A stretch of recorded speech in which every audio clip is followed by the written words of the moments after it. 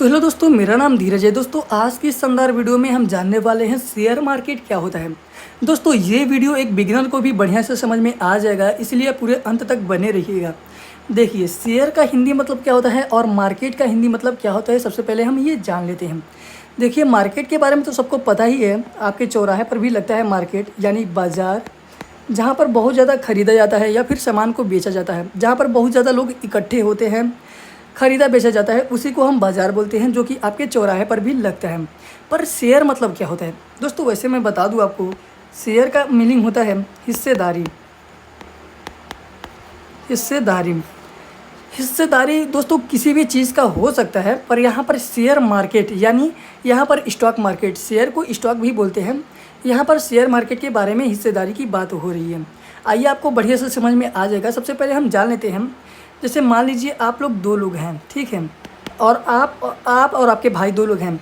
यहाँ पर आपके पास 1,000 रुपया किसी ने दिया है, तो आप अपने दोनों भाई लोग आपस में 500-500 रुपये बांट लेंगे, जिससे हिस्सेदारी यानी शेयर कर लेंगे 500-500 रुपये 1,000 रुपये 1,000 में से। तो यही बात है, हिस्सेदारी किसी भी चीज़ की हो सकती है, पर यहाँ पर शेयर मार्केट की बात हो रही है। अब आइए जानते हैं शेयर मार्केट का मतलब मेन मकसद क्या होता है। यहाँ पर देखिए, शेयर मार्केट का मतलब क्या होता है। देखिए, आप अपने चौराहे पर गए थे, जो कि किराना स्टोर पर गए थे, वहाँ पर आपको आलू, प्याज, लहसुन, टमाटर, मिर्चा, यही सब मिलता है ना दोस्तों आपके किराना स्टोर पर। क्या होता है, अगर आप चाहें तो पूरा किराना स्टोर भी खरीद सकते हैं। कितना में? ये नॉर्मली कहीं दहाई सैकड़ा, हज़ार, 10,000, लाख, यानी आपको ये 5 लाख में आसानी से एक नॉर्मल किराना का स्टोर मिल सकता है। पर यहाँ पर देखिए, बड़े बड़े कंपनियों की बात हो रही है। जैसे मान लीजिए रिलायंस कंपनी भी बहुत सारे सामान बेचती है। जैसे वो भी अपने प्रोडक्ट को बहुत प्रकार से प्रोडक्ट बेचती है। पर देखिए, अगर पूरा रिलायंस कंपनी को हम खरीदने जाएंगे, यहाँ पर हम किराना स्टोर को पूरा खरीदने जा रहे थे तो 5 लाख लग रहा था। अगर यहाँ पर हम रिलायंस कंपनी को पूरा खरीदने जाएंगे तो आपको लगेगा वैसे मतलब 15 लाख, 18 लाख, जिसे अभी का जो प्राइस होगा इसका, रिलायंस कंपनी का, लाख करोड़ रुपए।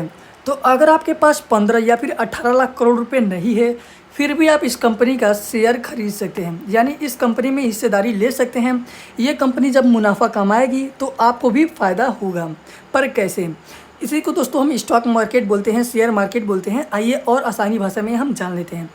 देखिए दोस्तों, क्या होता है, देखिए, जैसे मान लीजिए जैसे यहाँ पर कोई एक अपना गांव में दुकान खोलता है, जैसे किराना का ही स्टोर मान लीजिए ये खोलता है। तो जो किराना का स्टोर में आलू, प्याज, टमाटर मिलता था, तो ये बस अपने गांव में अपने चौराहे पर ही सामान को बेचता था। इसे अपने दुकान को बड़ा करने में कोई इंटरेस्ट नहीं था। ये अपने दुकान को बड़ा नहीं करना चाहता था, या फिर इसका मतलब बुद्धि ही बहुत कम था, ताकि ये बड़ा ना कर सके, मतलब बड़ा नहीं कर पा रहा था। पर यहीं पर एक बढ़िया माइंडसेट वाला इंसान, जो कि अपनी कंपनी या फिर दुकान को ही कंपनी में बदल सकता है, वो क्या करता है और कैसे शेयर मार्केट काम करता है, अभी आपको समझ में आएगा, वो समझ के। ठीक है, यहाँ पर देखिए, जैसे मान लीजिए मैं हूँ और मैं ही अपना एक बढ़िया सा दुकान खोलता हूँ, किराना का ही मान लीजिए। तो मैं भी आलू, प्याज, लहसुन, टमाटर, धनिया बेचूँगा। ठीक है, यही सब बेचूँगा ना भाई, किराना का स्टोर खोलूँगा तो। पर क्या करूँगा, अपना जो इसका सेल होगा, इसके प्रॉफिट से और भी प्रकार के अपना जैसे दुकान खोलना चाहूँगा। जैसे मान लीजिए कपड़े का ही हो गया, तो कपड़ा, मैं बहुत सारा कपड़ा बेचूँगा। तो मेरे कपड़े की दुकान पर जैसे मान लीजिए कई अन्य गांव के लोग भी आएंगे मेरा कपड़ा खरीदने के लिए। मतलब किराने के स्टोर पर केवल मेरे गांव के ही आते थे, मेरे चौराहे करके ही लोग आते थे, चौराहे पर से ही। पर क्लॉथ का जब स्टोर खोला हूँ बड़े चौराहे पर, तो यहाँ पर कई प्रकार के कई अन्य गाँव से भी आ रहे हैं, और ये धीरे धीरे बढ़ता ही जा रहा है बढ़ता ही मतलब जा रहा है। तो इसके पैसे से मैं क्या करूँगा, कोई अपना कपड़ा का ही, जैसे देखिए कपड़ा का ही एक जैसे फैक्ट्री खोल दूंगा। इतना ज़्यादा पैसा हो रहा है, इतना ज़्यादा बिक्री हो रहा है कि लोगों से उधार लेकर, अपने फैमिली से उधार लेकर के, अपने रिलेटिव से उधार लेकर के और अधिक पैसा मैं एक फैक्ट्री खोलना चाहूँगा, ताकि मैं और अधिक कपड़ा बना सकूँ और लोगों को बेच सकूँ। ठीक है, ये मेरा माइंडसेट रहेगा।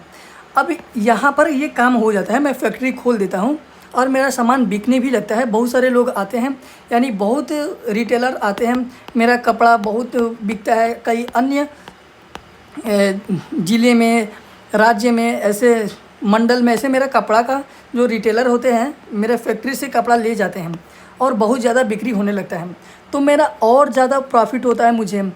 तो मैं क्या करता हूँ, उस प्रॉफिट से ये जो फैक्ट्री था इसे और बड़ा करके मैं एक अच्छा सा एक कंपनी डाल देता हूँ, और कंपनी में कई प्रकार के मतलब ऐसे कई फैक्ट्री डाल लेता हूँ जहाँ पर मुझे और अधिक कपड़ा बना रहा हूँ और लोगों तक पहुँचा रहा हूँ कपड़े को, और बहुत सारे लोगों को मैं कपड़ा पहुँचा रहा हूँ। पर इससे मेरा अब और मन नहीं भरा है, और अन्य देश में भी इस कंपनी से, इस फैक्ट्री से अन्य अलग अलग देशों में भी मैं मतलब अपना कपड़ा बेचना चाहता हूँ। तो इसके लिए मेरे पास पैसा नहीं है। तो इसके लिए मेरे पास पैसा कहाँ से आएगा, अब आपको समझ में आएगा रियल स्टॉक मार्केट, क्योंकि मैं पूरा डिटेल में आपको बता रहा हूँ ताकि एक बिगिनर को भी ये समझ में आ जाए, इतना आसानी से बता रहा हूँ, ठीक है। अब मेरा जो ये कपड़े का कंपनी था, जो कई सारे फैक्ट्रियाँ थी, इससे मैं अपने देश में तो कई सारे राज्य में बेच ही रहा था, पर मेरा मन है कि इस कपड़े को मैं अन्य देशों में भी बेचूं।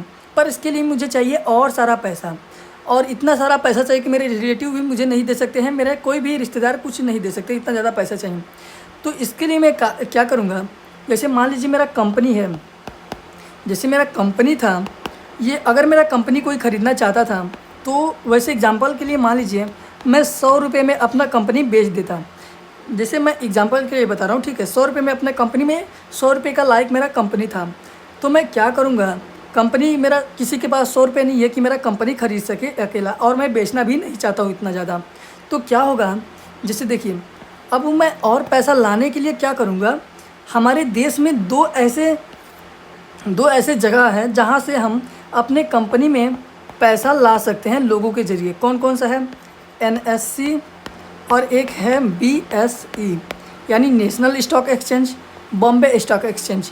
ये दोनों काम क्या करते हैं, जैसे ये कंपनियां हैं मेरी, इनके पास आती है और बोलती है भाई मुझे पैसों की बहुत ज़रूरत है, और मैं अपने कंपनी का शेयर जैसे हिस्सेदारी देना चाहता हूँ लोगों को, ताकि लोग मेरे कंपनी में पैसा लगाएं और उनका पैसा मुझे मिले, और उस पैसे से मैं बढ़िया काम कर सकूँ और अन्य देशों में, पूरा दुनिया भर में अपना व्यापार बढ़ा सकूँ, ठीक है।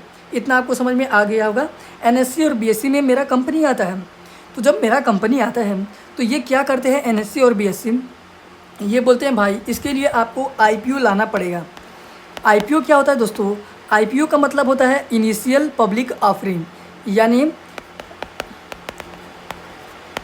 पब्लिक ऑफरिंग, ठीक है, इनिशियल पब्लिक ऑफरिंग। इसके ज़रिए क्या होता है, जब मेरा कंपनी आएगा मार्केट में, लिस्ट होगा जब NSE या BSE पर, ये दो ऐसे दुकान है जहाँ से मैं पैसा जुटा सकता हूँ। तो ये सब बोले हैं मुझे भाई आप कंपनी का IPO लाइए, जिसके ज़रिए लोग आपके कंपनी में पैसा इन्वेस्ट कर सकें और आपके पास पैसा हो सके, ताकि आप अन्य देशों में अपना कारोबार बढ़ा सकते हैं। तो देखिए, अब IPO मैं लाया हूँ, जैसे मान लीजिए अपना IPO मैं मार्केट में इसे लाया हूँ, जिसके ज़रिए लोग IPO के ज़रिए मेरे कंपनी में बहुत सारे आएंगे, ऐसे रिटेलर इन्वेस्टर आएंगे जो मेरे कंपनी में पोटेंशियल देख करके उसमें पैसा इन्वेस्ट करेंगे। और जो वो पैसा इन्वेस्ट करेंगे, जैसे मान लीजिए मैं 100 रुपये का मेरा कंपनी है, तो मैं चाहता हूँ केवल मैं अपना 10% ही हिस्सेदारी लोगों में बांटूँ।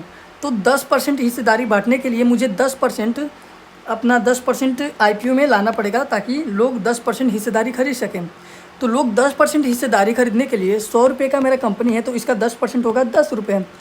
तो 10 रुपये की मेरी ज़रूरत है, तो क्या होगा, IPO में लोग मेरा कंपनी का हिस्सेदारी लेंगे और 10 रुपये हो जाएगा। तो ये जब 10 रुपये का फिल हो जाएगा तो ये 10% बिक गया, और जो ये 10 रुपये था ये अब आ जाएगा मेरे पास, यानी मेरे कंपनी में 10 रुपये आ जाएगा। और मेरा कंपनी 100 रुपये का था, तो ये 110 रुपये का भी हो जाएगा, और मेरा हिस्सेदारी जो कंपनी में 100% था, अब वो घट करके मतलब कि जैसे समझिए कि 90% हो जाएगा, ठीक है। अब जो जिसे 100% का कंपनी था 90% हो गया, तो जो 10% मेरे कंपनी में पैसा आया है 10 रुपये यानी 10%, तो ये अन्य इन्वेस्टर लोग मेरे कंपनी में ये सोच करके ये पैसा लगाए हैं कि मेरा कंपनी जब आगे जाएगा, जैसे मान लीजिए धीरज ही कंपनी है, ये जब आगे जाएगा तो मुझे फ़ायदा होगा। तो जब मैं अपना कारोबार आगे बढ़ाता हूँ, अन्य अन्य देशों में अपना पूरा सामान को बेचता हूँ ताकि और लोगों तक मैं अपना प्रोडक्ट बेच सकूँ, अपना कपड़ा बेच सकूँ, तो मुझे बहुत बढ़िया फ़ायदा आता है। तो जब ये फ़ायदा आता है तो मेरे इन्वेस्टर के भी पास ये मेरा पैसा जाता है, यानी 10% पैसा इन्वेस्टर लोग के पास जाता है जो मेरे कंपनी में इन्वेस्ट किए थे, भरोसा दिखाए थे। तो उन्हीं लोग के पैसे से मैं अपना कंपनी को बड़ा किया और फ़ायदा होगा तो इन्हें भी पैसा मिलेगा, ठीक है।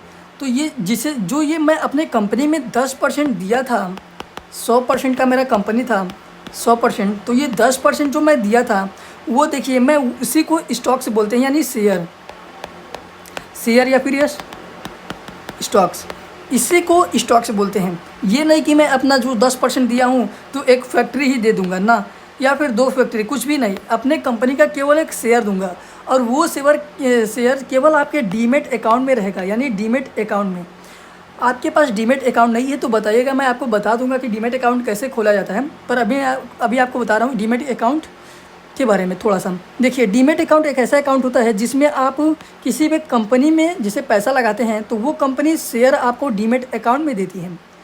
आप अपने अकाउंट से पैसा लगाएंगे तो ये पैसा आपके डीमेट अकाउंट में जाएगा, जिसके ज़रिए आप किसी भी कंपनी का शेयर खरीद या फिर सेल यानी बेच सकते हैं, ठीक है। तो आपको डीमेट अकाउंट खोलने की ज़रूरत होगी, जिसके ज़रिए आप मेरे कंपनी में मेरा कंपनी का शेयर खरीद सकते हैं, शेयर यानी हिस्सेदारी ले सकते हैं, ठीक है।